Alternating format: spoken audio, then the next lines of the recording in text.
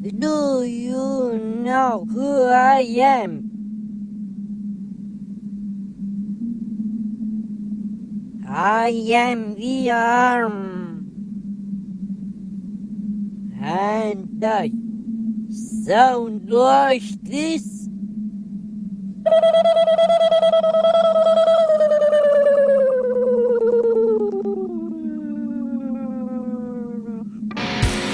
This is the Television Enthusiast Podcast, The Weekly Set. Episode 11, Twin Peaks Firewalk with Me, recorded April 9th, 2015.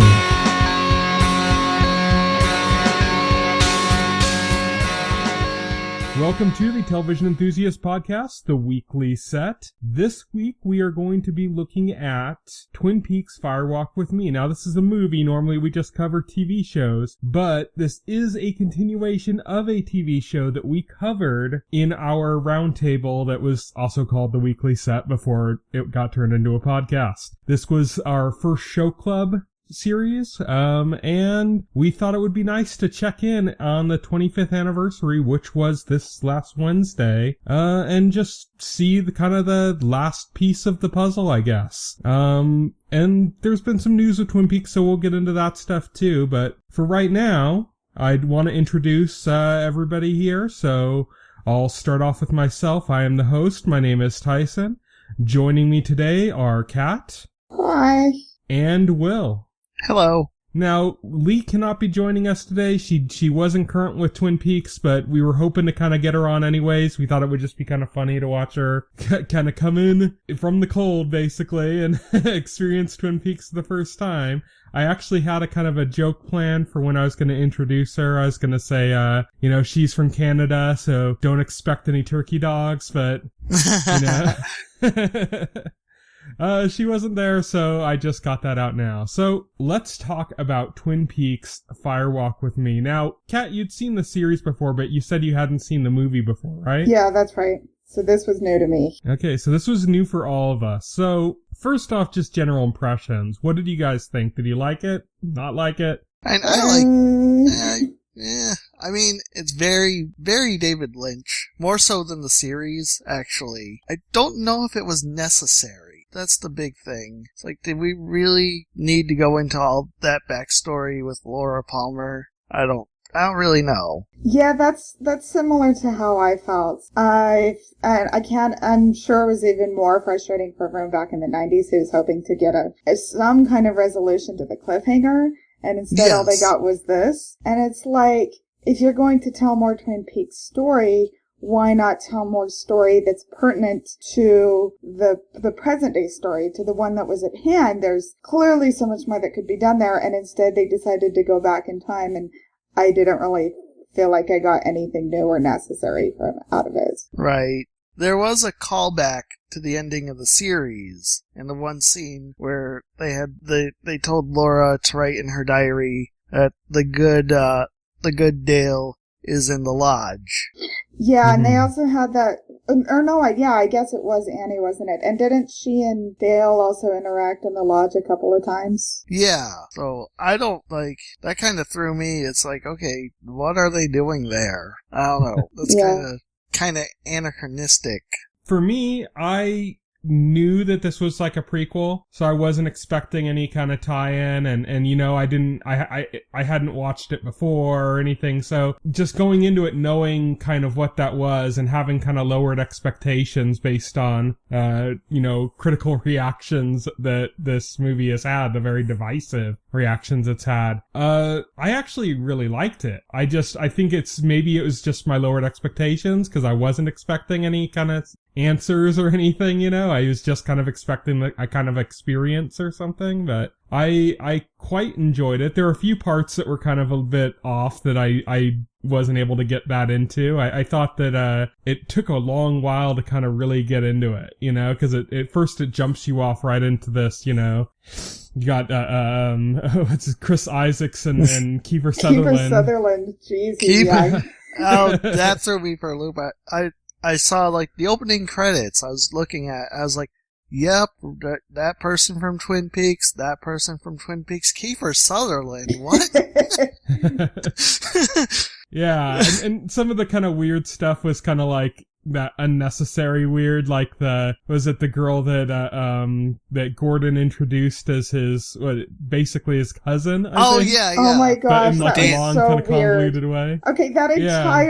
the entire first 15 or 20 minutes I thought that was weird even by David Lynch and Twin Peaks standards. Yeah. And I was just like, maybe I'm just in the right mood, but I was like, can't everyone just communicate like normal people? What I really loved was like David Lynch putting his fingers in front of his face, you know, like, Yeah. I don't think they ever like explained that. He explained the dancing girl, but I don't think they ever said what the heck that was supposed to mean with David Lynch putting his fingers in front of his face.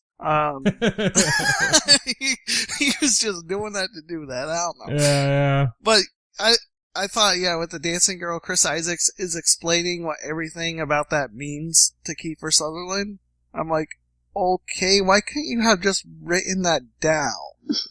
Why couldn't Gordon have just said all of those things? Why did he need to do it? It's too They were kind out of there alone with for the three of me. them, you know? It's even more out there than the series was. I mean, the Right, series yeah. still had fair amount of normal communication. Right, that's what I meant when I said this is even more David Lynch than the series was. Yeah, for sure. After that whole part, though, once it kind of started getting into Laura's story, I actually kind of enjoyed it. I thought that Laura's character was actually kind of interesting. Seeing her, you know, she's interesting already just as a character, hearing about her through the series, but I was actually interested in watching her because she's such a contradiction. She's so like, you know, in some ways she's so empowered, and then in other ways she's such a victim, you know, and it's like everything about her is this kind of contradiction, you know, that she's got like, there's kind of a purity in her will, but then she's such a, well, Yeah. we talked about the thing, She's such a naughty she's girl. hooking up with everyone, yeah. Yeah. And then there's like, you know, she's kind of, she'll be very, she'll do something kind of out of kindness or something, and then she'll turn around and just be just a total bitch, you know? It's this weird contradiction of her character I found was interesting and kind of, you know, it makes sense. You think about it. I mean, you can't expect, you know, rationality from somebody like that who's in a situation like she's at. I mean, take the supernatural side completely out of it and you have, you know, molestation is still there, you know? Right. So it's just, you know, I thought that was really interesting seeing her character, you know, having heard about her and actually kind of seeing her. And I thought she did a really good job. And I thought Ray Wise did an excellent job as Leland Palmer. You could really kind of see when he switched between Leland and Bob. Oh, yeah. You could like kind of see it in his face. You could see his whole face kind of melt away from one to the other. Ray Wise was fantastic in this. He continues to be fantastic in that role. He just, it's clear that he really knows that character well and has a real connection to that role, because he just knocks it out of the park every time he appears as Leland. That's what I think. I thought it had a good emotional hit to this, you know, with the whole stuff with Laura. You could kind of tell, like, towards the end that she knew it was all kind of coming to her end. Right. And she knew that there was kind of, like, no escaping it. You know, I mean, we could argue about whether she could have put plan into action to actually escape it, you know, which could be the case, but I like those kind of moments when you see a character that they know they're on their way out. They know that things are coming to an end. And, you know, they're just kind of doing their last things. They're kind of making their last marks before they're out. And I kind of enjoyed that part of the story, you know. It's for her, it wasn't all like, you know, empowering. It was, she was falling apart and, you know, getting as much cocaine as she could to deal with it. But it kind of makes certain parts of her erratic behavior from that you hear about in the series makes kind of more sense, or you already knew that anyways, kind of what she was doing, but seeing her like that and seeing like this kind of more frail side of her than you're really exposed to, and knowing that that these are the emotions that are going through her head makes kind of her erratic last days behavior make a lot more sense, you know? Right. Another thing I thought like there'd be a bigger focus. Like they brought Agent Cooper into it. They had him investigating the disappearance of Chris Isaac, I guess. Yeah. And I thought there'd be like a bigger emphasis on that. Like they would switch. Yeah, that off. just kind of faded away. Yeah, it just kind of disappeared. I Yeah, thought they were they going quickly. didn't resolve that, did they? Like, what happened to him? No, not at all. No, not at all. They Really just cut weird. to Cooper talking to what's his name? Can't even. Gordon? I didn't. Yeah, they just had Cooper talking to Gordon, and then they used that to transition to over to Twin Peaks, and that was it. And that was it. Okay, I'm sorry. I realized Kyle MacLachlan maybe had a limited schedule or something, but watching something called Twin Peaks without Dale Cooper at the center of it is a lot less interesting to me. Like, he made Twin Peaks. He was a big part of its draw. Right. Technically, I thought what they were trying to do, because they were doing a prequel about Laura Palmer, so technically Dale Cooper shouldn't even be a part of that. So I thought it was like a way for them to have him be a part of it, at least, or to be in it, because I thought it was their way of acknowledging that, yeah, he's the best character. Yeah, he's so the best. Here he's a little bit on the side to get you to actually watch this thing. Right, Yeah. exactly. They're like, you can't have Twin Peaks without Dale Cooper. So,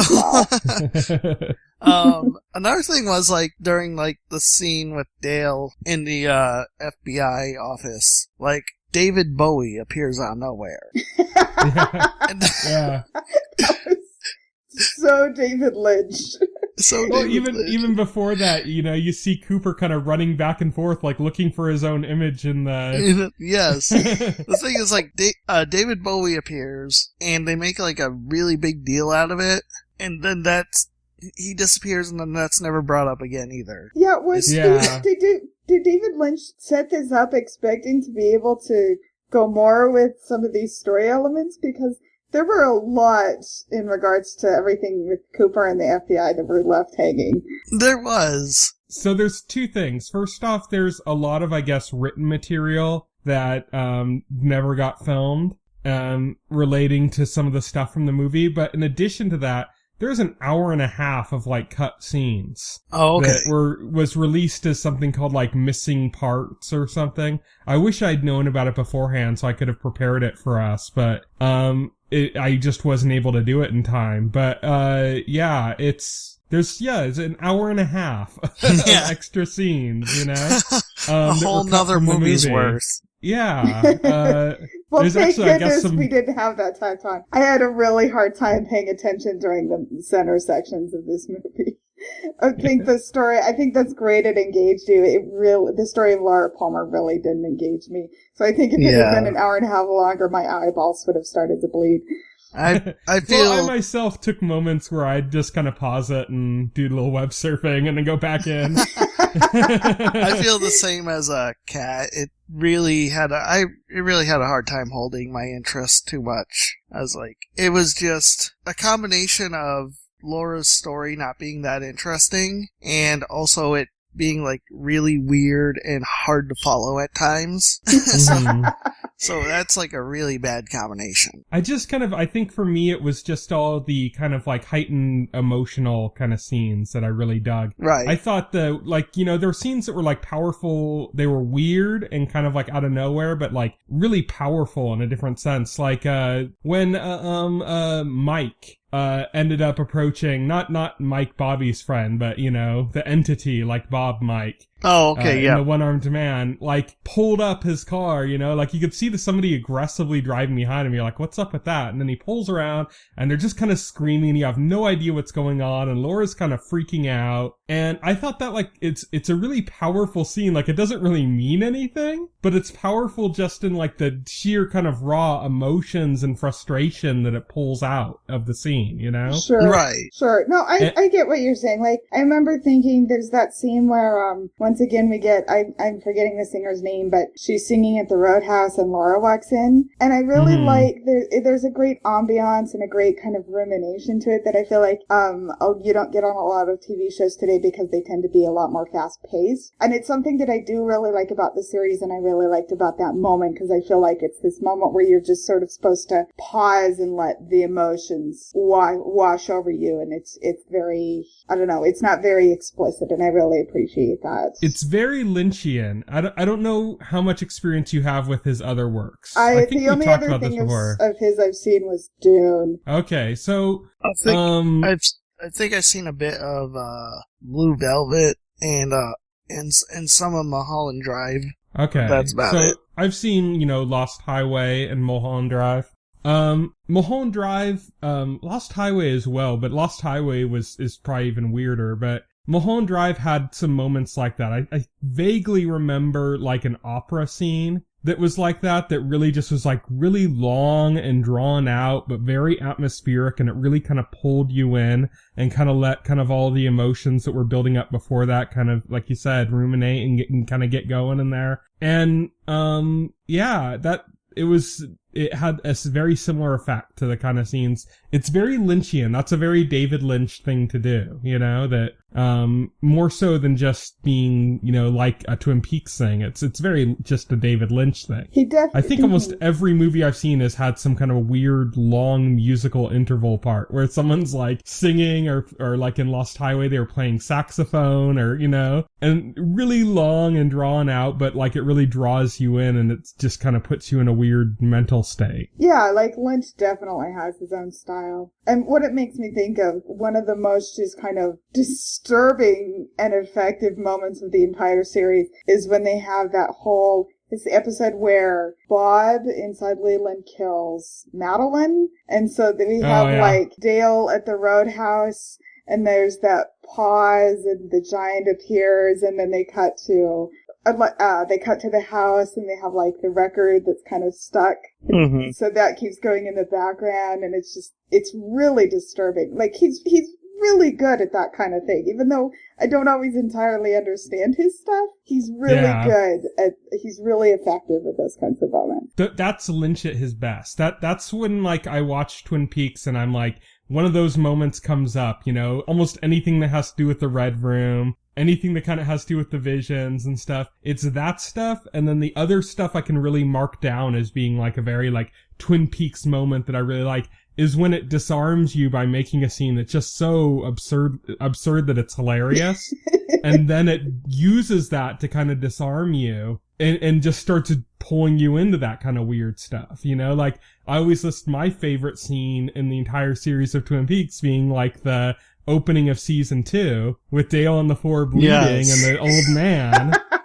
Yes. And I was rolling, laughing, and then it immediately transitioned from that into like the giant showing up and really kind of pulls you into this really slow pace, and it really controls your mood and kind of the atmosphere of everything that you're feeling in that moment. And I think the two have to go hand in hand. Like, you have to have both. I really loved that moment in the series because, like, the first season ends on that cliffhanger, like, with Dale getting shot. It's very dramatic. It's very, like, oh my god. And then when the second season opens, you're expecting it to be very dramatic. You're expecting Dale to be in jeopardy, but instead of being like this very dramatic, urgent scene, it's this very comedic scene. It completely defies your expectations. Yeah. I really love that. That's a really good point. The moment I still remember laughing the hardest at is they take him to the hospital and he wakes up and Lucy lists off everything that happened that night, and it's like, and the lumber mill burned down, and this person got murdered, and this person is missing.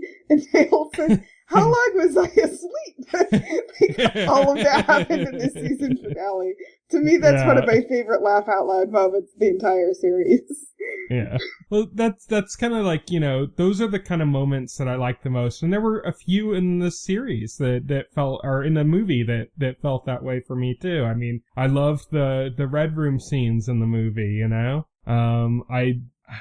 It's any of those scenes that were like that, I tended to like. Oh. I wasn't so into the whole like scene of with the Red Room after David Bowie. That kind of scene was a little bit, nothing really came of it, But I really liked the scene where it was like Laura's dream and you see kind of her perspective and then you see how it matches up with the painting that's in her room, and she's like looking out from the same hallway, and she looks back and sees the painting, and it's like her from behind looking through the door. And yeah, it's like stuff like that, that kind of just surreal kind of stuff I really dig that about David Lynch's stuff. And then you have to sit through some kind of weird, awkward other stuff in order to get to that, Yeah. I don't know. I found myself thinking of, because I feel like The Simpsons put it best. I don't know if either of you remember this episode where Homer is watching Twin Peaks and they have a white horse dancing with a giant next to a tree with a stoplight hanging from it. And Homer says, "Brilliant!" And then says quieter, "I have absolutely no idea what's going on."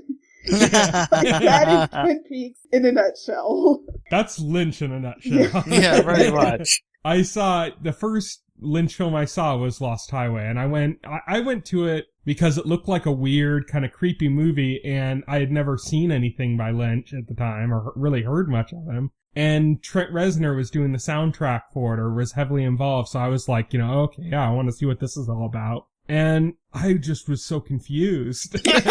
And by the end of the movie, I was like, am I stupid? Is there just a lot that I just don't understand, Like, I felt like I had to go to a psychotherapist or something and relate everything Lynch and try to needs figure to it go out. to a psychotherapist. Oh yeah. Well, that's the conclusion I ended up coming to afterwards.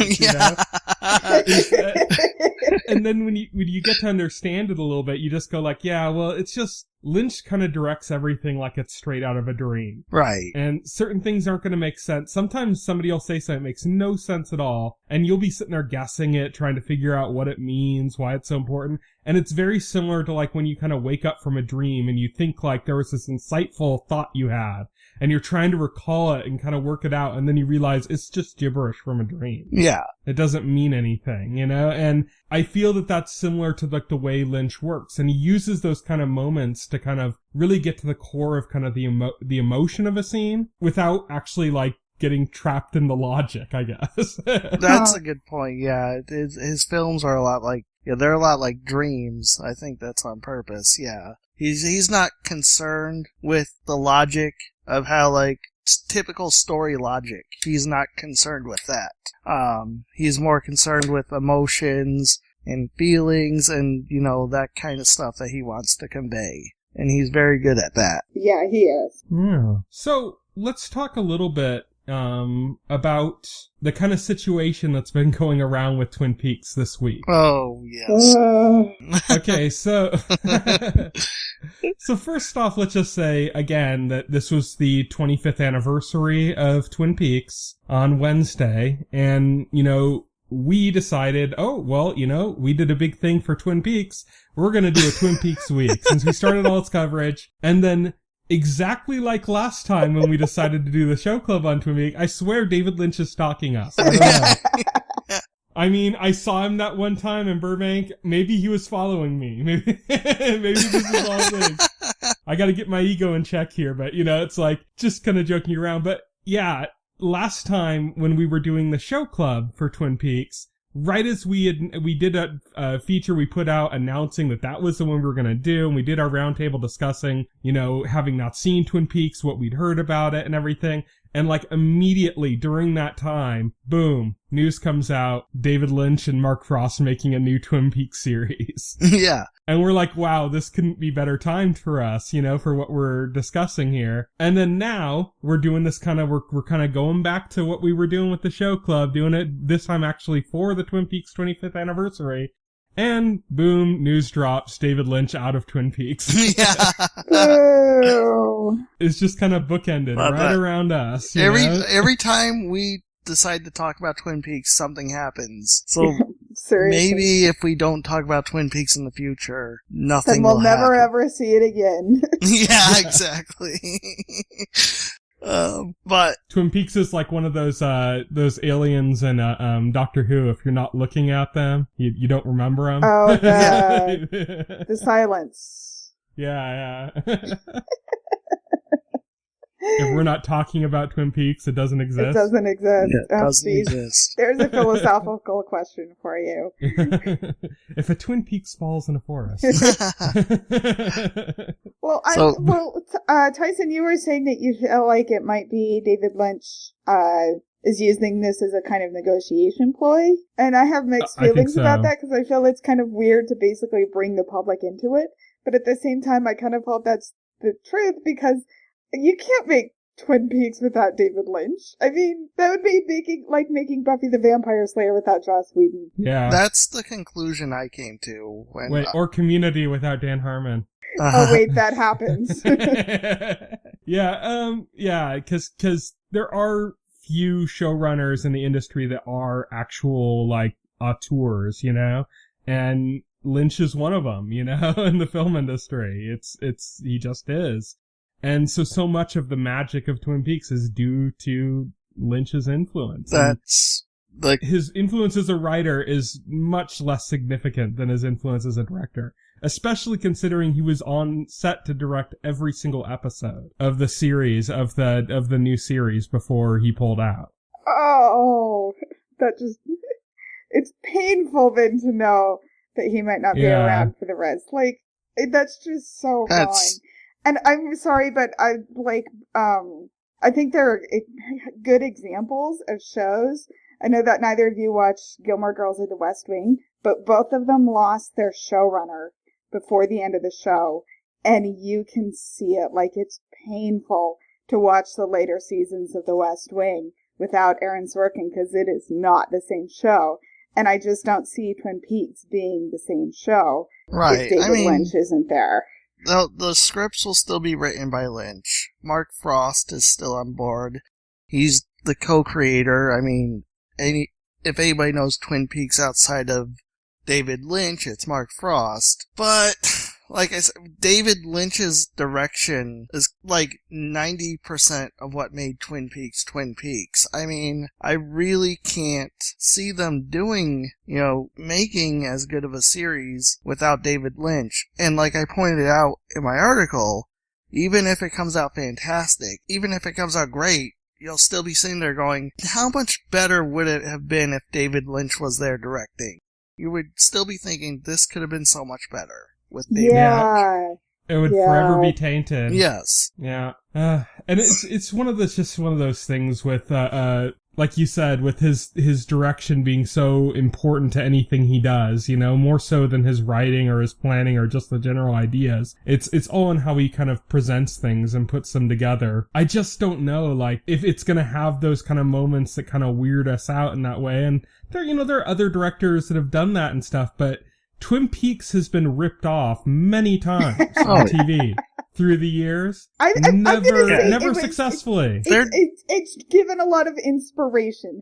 I don't know if ripped off. I feel like a lot of shows have definitely drawn inspiration from Twin Peaks. Fox is doing a Twin Peaks inspired show, right? By Wayward M. Night, Pines, M. Night Shyamalan. I actually saw a British series that we'd been taping on our DVR and I'd been holding off to watch with my sister called Fortitude. If you guys want to look that up at some point. That actually has some Twin Peaks-esque elements. I think that there's a FBI agent type person like that kind of comes into the picture that I was like, wow, they're really trying to play on the whole Cooper thing with this guy. Just kind of like the way he'd just jump into some conversation that had nothing to do with anything, kind of, you know, this kind of weird small talk kind of thing. And I'm like, they're really trying to go for that. The mood of the series is very different. It doesn't have that kind of same humor and weirdness as like Twin Peaks does. But you could see, like, they were going for that element of Twin Peaks right there, you know, you could, like, you could see it right through it, you know, and, it's like you said, that Wayward Pine show, probably gonna be a mess. Probably, yeah, I'm expecting that. And Night's not been doing too well. Well, I think it's kind of like how, when Lost became successful, and especially as it kind of waned towards the end of its run, I felt like there were a lot of Lost wannabes on the air. Oh, like yeah, Flash totally. Forward, and Revolution, and Terra Nova. What was that one that took place on, like, a boat or something, and it had Peter Dinklage in it from Game of Thrones? Oh, geez, I have never heard of that in my life. Know. There was one, it was like an alien invasion, and it took place, like, largely, I think, or maybe it was just the opening. What? Took place on, like a Navy aircraft carrier or something out in the ocean, and this I don't know. Sounds awesome. Tyrion Lannister on an aircraft carrier fighting aliens. Yeah, it wasn't really well put together, and they didn't really give him much for him to do. So Well, then it was probably good it was canceled so he could go be Tyrion Lannister. Yes, definitely. that lasted one season, I think. So yeah, most of those shows did last like one season, but yeah, everybody wanted to be cryptic after Lost, and still to this day we're getting, I think we get, like almost 1 or 2 per year of a series that's trying to be like Twin Peaks. I remember I saw one, what was it? God, I think it was on ABC a few years ago, and it had Sam Neill in it. And it was about, No. This was before that. It was, I can't remember the name of it, but I remember that it had Sam Neill in it. It had that really big guy that was in ER. Oh. Goran Vishnik? No. I don't know. The last thing I can think of was a really tall guy. He was like one of the nurses or something in ER.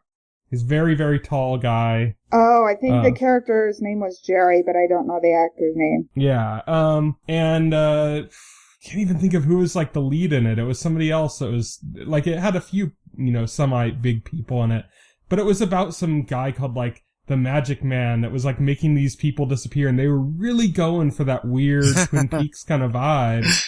And I actually thought it was okay, but like it just didn't live up. I think that Twin Peaks has like a little bit of cheese to it. It does. Yes. A lot of cheese, but a little bit of that cheese is actually really necessary for some of the really truly disturbing moments to work. I think what the rip-offs, what they don't get, is like Twin Peaks, it was set out to be basically, and David Lynch has said this, Mark Frost has said this in interviews, it was conceived as a story about a town and the people in it and their own problems, and the murder was just a jumping off point to get into the town and to get into the story of all these people in the town.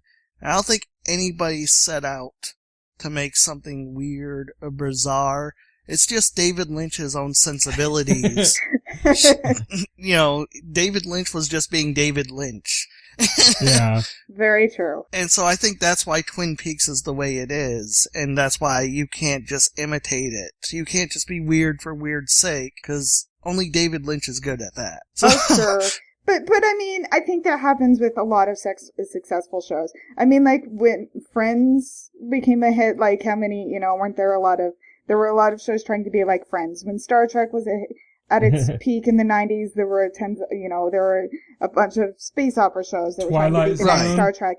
And I think that's a necessary part of this system, because I think somewhere along the line, what that enables is somebody who figures out what to do with this idea next. Yeah. Right. Well, I mean, like, I was just going to bring up Twilight Zone as an example of one that there were a bunch of, like, Twilight Zone ripoffs and kind of takes a kind of the weird sci-fi, ironic kind of anthology type series. And nobody really nailed it, for years, decades, But then, if you look very recently, the creators of Lost mentioned it as a huge influence on some of the kind of weird, kind of cryptic kind of moments of that series. And then, Black Mirror just kind of popped up out of nowhere in the UK. Right. As, using Twin Peaks as a huge influence. And that was amazing, And it's like, you can get these ones that kind of go in and they kind of redo it. But I think the problem is when you're trying to redo it, instead of it just kind of being what you're doing, that's when you get these kind of bad ripoffs that don't make sense. Yeah, I completely agree. I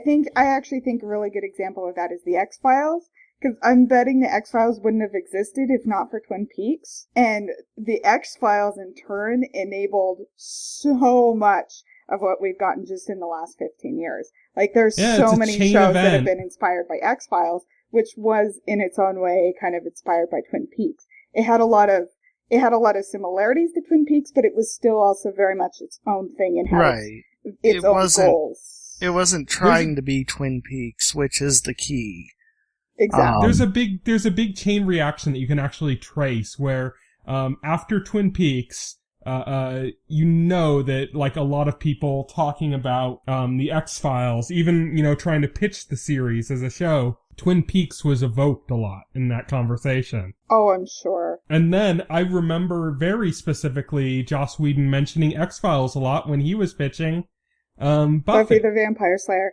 And he was talking about X-Files I feel a like lot. those three shows, at least from my perspective, are three of the most important shows of the 90s, especially to enabling the eventual evolution or emergence of serialized drama, which just kind of exploded coming into the 2000s. I think for me, Buffy the Vampire Slayer kind of introduced me to the concept of a serialized drama show that could have like an ongoing plot that spans a season or even multiple seasons instead of just every episode being a one-off. And I thought that was like a big thing for me where I could really get into it. Yeah. Yeah, and it's weird how you can trace kind of the momentum of shows and kind of where they come from. Another one for Buffy, I know, another like huge influence that Joss Whedon's marked was Hercules and Xena. Oh, yes. Oh, and absolutely. Xena was written by the guys who ended up writing Fringe.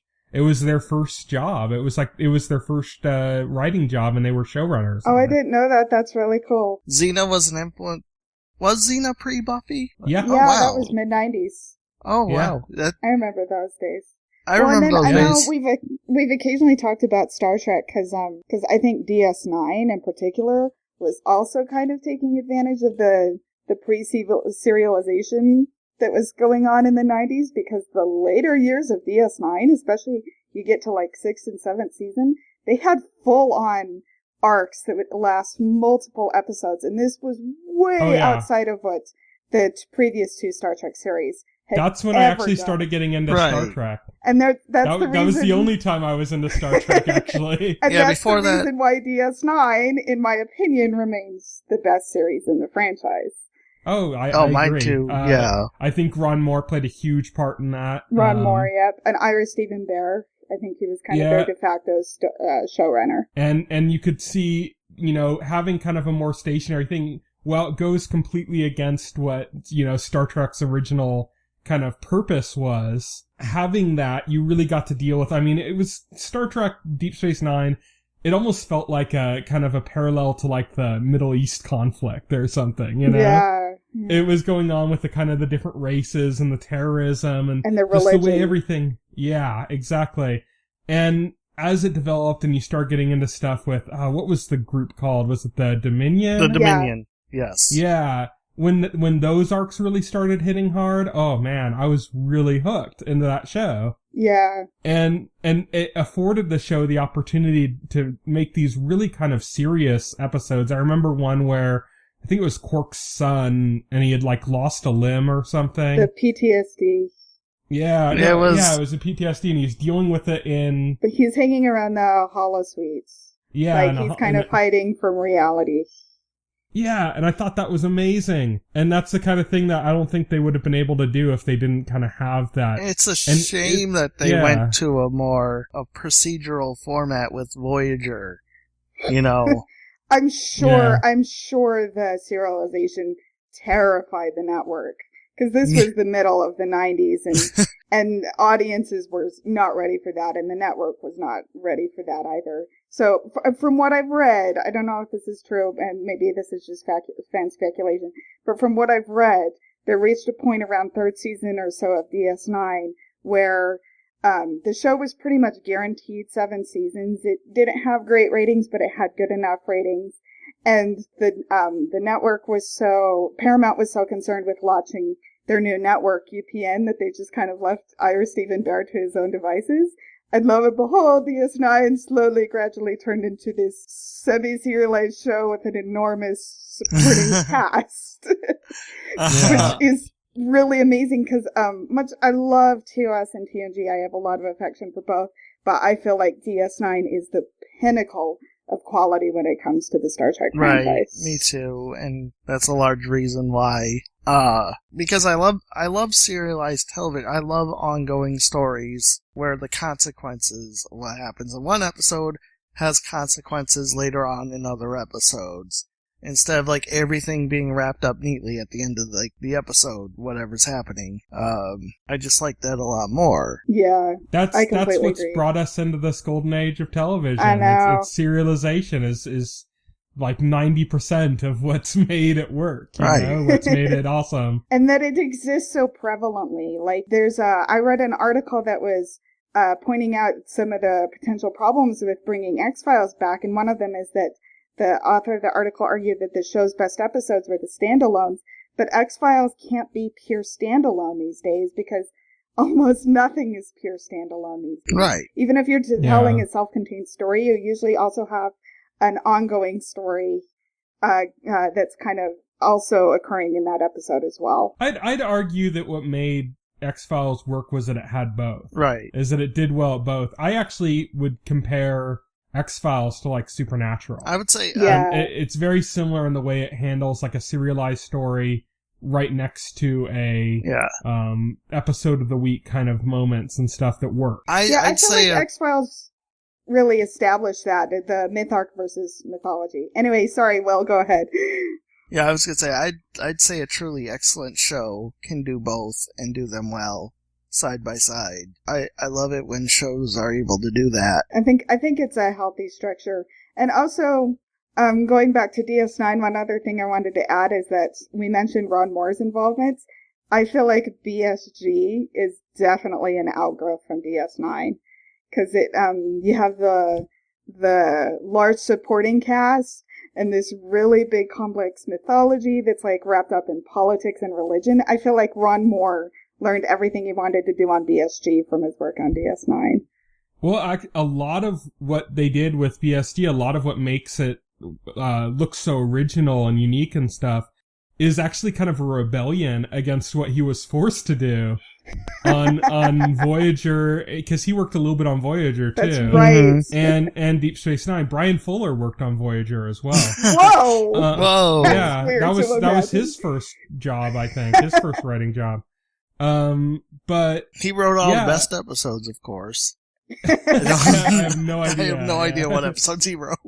yeah, no idea. I didn't really watch Voyager, so I think I watched the first episode and then that was it. I watched a lot of Voyager, unfortunately, but Yeah, that's exactly how I am. I watched like 5 seasons and But I think that there's a with Battlestar Galactica. I remember I was reading an article about it, and it was Ron Moore was talking about how I know it wasn't him. I think it was the composer, Bear, who also did Walking Dead and is doing Outlander now. He does a bunch of other stuff, and he was talking about it and saying that when he got approached to do the music, they were like, okay, you can't do this, you can't do this, you can't do this. And they were basically naming off like all of the things that are kind of like standard to like science fiction. like you can't use any of these instruments that are used.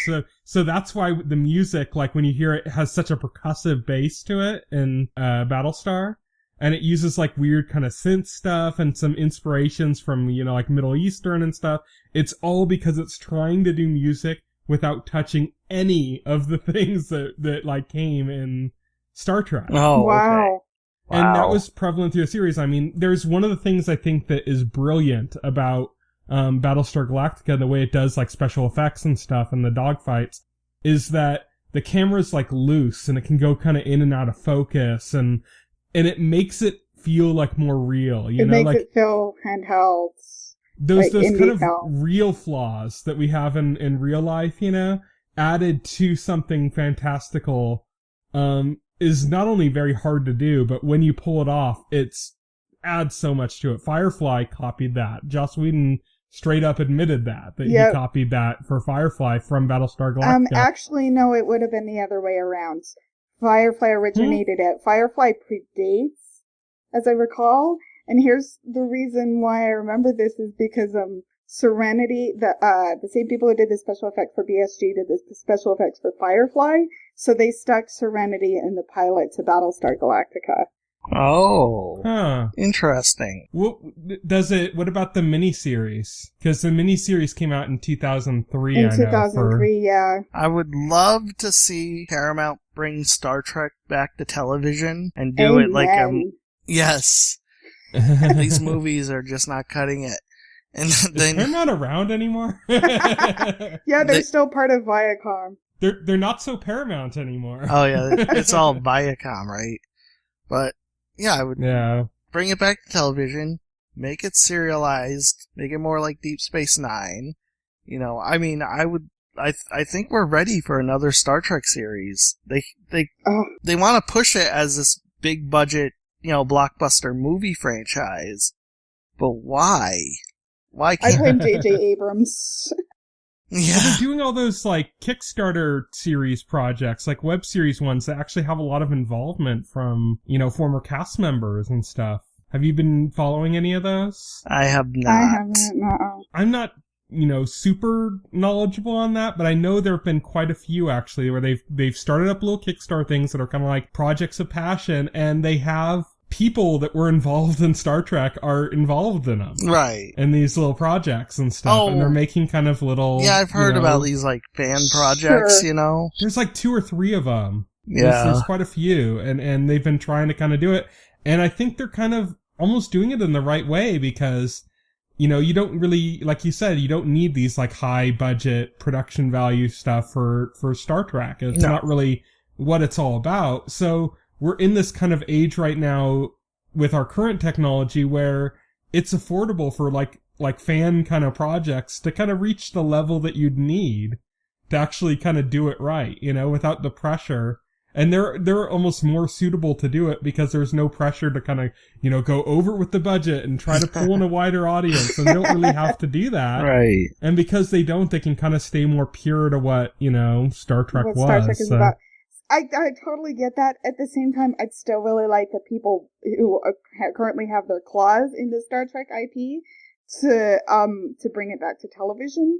And also to bring it back to what Star Trek is supposed to be about, because I don't know how either of you felt, but I thought Star Trek Into Darkness was an utter abomination. Like, yeah, I didn't like it. I didn't even watch it. Oh, So. it's a complete and utter disaster, and not least of which because it decides to recreate large portions of Wrath of Khan with absolutely no understanding whatsoever of what makes Wrath of Khan such a fantastic movie. Right. Like, they are so out of touch with what Star Trek is supposed to be. It was basically... And so, it was basically what?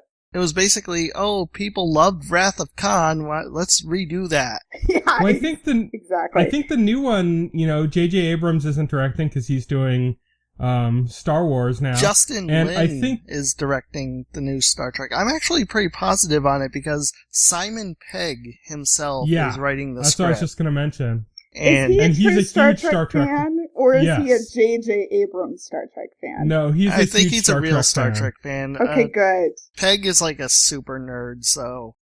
Okay, good.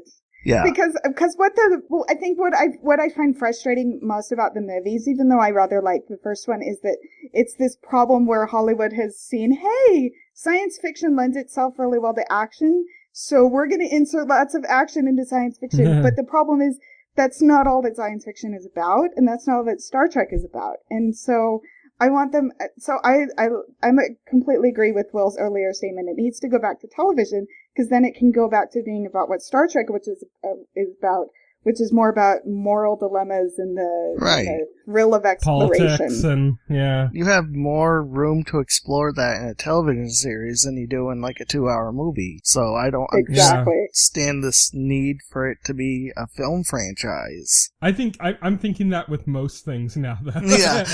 Most times I see a premise for a movie and I'm like, that should be a TV show. and we've gotten to the point now where, you know, Game of Thrones is suitably pulling off what they need to do for fantasy to be truly viable as a TV show. Right. And like, I remember when Game of Thrones was on and like the Hobbit movies were coming out and I'm like, I'm way more excited for Game of Thrones than I am for The Hobbit. It could just be any old episode of Game of Thrones. It doesn't even have to be like the season premiere, finale, or the really big ones. Just any of the episodes in between, I'm more excited about that than I am about any of the Hobbit movies coming out. They could, and that's not even just about the Hobbit being down. I mean, I'd feel that way if the Lord of the Rings movies were coming out at that time. It's just, I'm so much more invested in the characters. Yeah, Game of Thrones couldn't be a film series. It's way too ambitious. There's way too much content there. For a film series, you'd have to make like 12 films or something just to get up to where we are now. Then they probably would have been terrible. Yes. Yeah. So you just don't have enough space for that kind of thing. I think And it's that's- also that we're doing things in the wrong order. Is that the original Star Trek movies that were great were ones that were predicated on elements established from the TV series. So if there's going to be Star Trek movies, they need to come after the TV series. Right, exactly. Yeah. I agree. I think that, you know, the whole thing with TV again is like, you know, I think I've mentioned before that I was really upset with like the last Harry Potter movie, and I'm a big Harry Potter fan, and most of my complaints were parts that a lot of other people around me actually liked. And it was stuff like, it just felt too fan servicey to me. It felt like, oh, they inserted this really long action sequence where it was supposed to be like a kind of clever conversation between two people. And it ruined it. It ruined all the context of it to me, you know? So like, I'd be like, oh, this was supposed to be like, you know, Voldemort's eventual undoing everything. It wasn't like a big action scene. It wasn't. It was basically Harry taunting him and kind of tricking him, and kind of, he kind of outwitted him. Sure. And that was what made it work, you know? And that was completely lost. And stuff like that just, it unnerved me with the last, Harry Potter movie. And I don't think that would have happened if it was a TV show. right. I think You know? it's because when you have a movie, then they strive to be the most visual as possible. As Yeah. visual as possible with the moments as they can. So I think you're completely right. If that had been a TV show, they could have had a really great drawn out scene of dialogue, whereas the movie, they felt they needed to have it come together in a very visual moment. Right. Could you imagine if like Breaking Bad was made as a movie? It would just be some generic heist, like, you know, crime film. It would just be like a dime a dozen thing, and you just kind of forget about it and you'd move on to the next one. It wouldn't be a big deal at all. Right. It wouldn't even be remembered in the way that like Heat is, or like the better kind of crime movies are. It would just become like, yeah, okay, whatever. Right. Now, where's the next one? You know, but now we look back on Breaking Bad and people are like, oh my god, it's one of the best shows in history and it's so amazing and stuff. And it would never have gotten that attention as a film. And Right. it's not because, you know, film's a harder market than, it's just because the strength of that series is in the long, drawn out moments between characters Film- and how they build. Yeah. Film and television have a different language to each other. So just because one works as a television doesn't mean it's going to work as a film, and vice versa. I mean, Yeah. So I'm gonna cap us off there because we've gone way off topic. yeah. But so yeah. So that's I why think in a Twin way we're Peaks still doesn't on really topic. work as a film. Yeah. Nice Very segue, nice. Will. Very segue. nicely done, Will. Yes. Okay, so we'll just kind of wrap up the Twin Peaks talk now. I mean, one thing I want to talk about before we finish is that this was a very divisive movie for fans, and I think, Kat, you brought to our attention last time we were talking about this, the quote that Quentin Tarantino said about the series, which I actually have in our show notes here so we could read. He said, "After I saw Twin Peaks Fire Walk with Me at Cannes, David Lynch had disappeared so far up his own ass that I have no desire to see another David Lynch movie until I hear something different. And you know, I loved him. I loved him."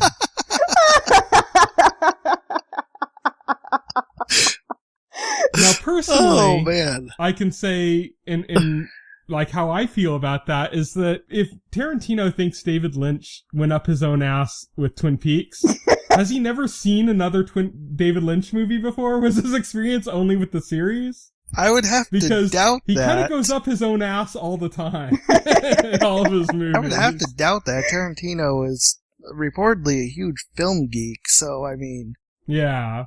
Oh yeah, I realize that, but it's like just kind of weird Yeah. because everything he does is so far up his own ass. right. That's kind of his specialty. It's just that looking out of my asshole camera, you know, that's the David Lynch eye. Another thing that like kept throwing me, and it's like a small thing, but the fact that they recast Donna for this movie was was like It was distracting for me because the actress that they picked, when I was probably around the time this was out, there was a movie that my sister absolutely loved, and she'd probably be so embarrassed that she loved this now, because this was back before her tastes were good. She has good taste now, but this was back before that. It was a movie called The Cutting Edge. Yeah, I've heard of it. And that's the girl, is the main girl. That's who It's plays Moira Donna. Kelly. Here's Yeah. what I know Moira Kelly for is she played a character named Mandy on the first season of The West Wing, but fans really, Mhm. really, really didn't like her. So after this season, the first season finale, she just disappears, and no one ever makes reference to her ever again. And so Went up after the that, stairs fans with the started basketball. calling it anytime a character just up and disappears is going to Mandyville. Oh God. I've heard the expression going upstairs with the basketball. Because there was a one sitcom, I don't even know what it was, I can't remember it now, but where a character went upstairs with the basketball and never came back down. Are you caught up on Arrow, Cat? No, Oh, okay. I was gonna say. I'm not going to watch Arrow again until the end of the season. Were you going to make a reference to one of the episodes? Yeah, I was gonna say there was a recent episode. Roy went to Mandyville recently. Poor Roy. It was the funniest thing. There's another one, Family Matters was another big one, where the kind of the middle sibling or something just disappeared. Just like overnight, just wasn't there anymore. It's just like, what happened to her? What? I remember as a kid being very confused when that happened. I was like, what? Where's that girl? Why aren't they looking for Right, her? I know. Call a search party. Call a She's search party. disappeared. And briefly jumping back to a quick Twin Peaks association, I do also want to say that if you haven't watched second season of Agents of S.H.I.E.L.D. and want to see some great Kyle MacLachlan, he is one of the greatest things about the show right now.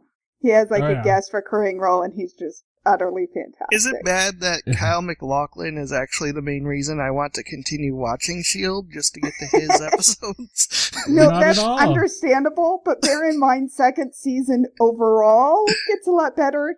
McLaughlin just happens to be one of the highlights. That's awesome.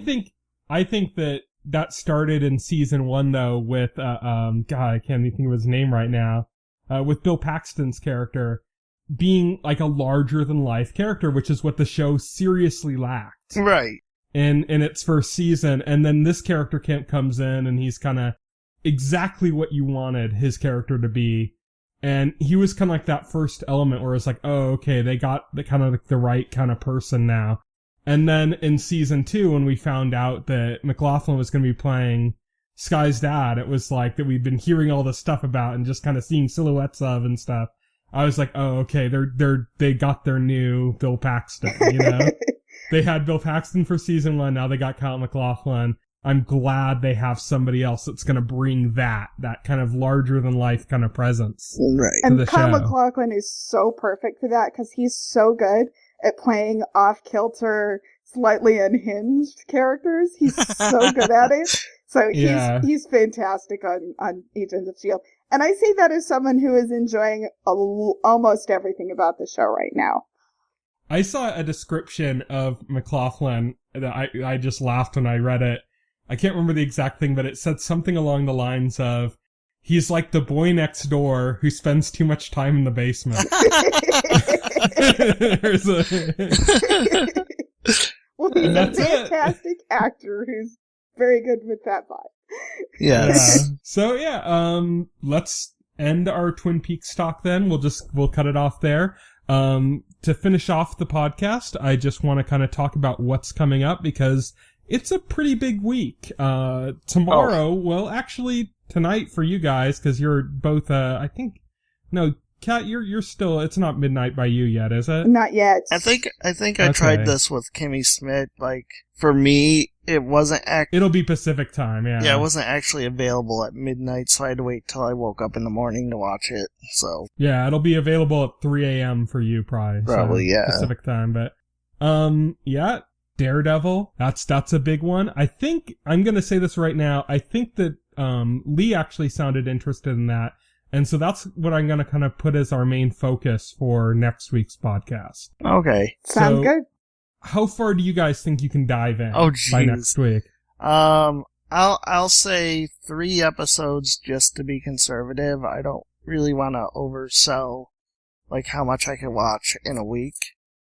Yeah. But How about you, Kat? I'm gonna watch the pilot and kind of use that to gauge how much I'll watch the rest. So I'll watch let's at guarantee least we'll the all at least pilot watch the for fun. pilot. okay. Yeah, and then if I And then haven't let's watched try, other yeah. episodes, then it's my own risk if everyone else is coming and spoiling. Like that's my own fault. So I heard the first 2 episodes are meant to be kind of like a 2-parter, though. okay, Oh, like what they did with then I'll Agent watch- Carter? if Yeah. that's how it comes across, then I'll make sure to watch the first 2 episodes. So yeah, so let's kind of keep that as one of our focuses for it.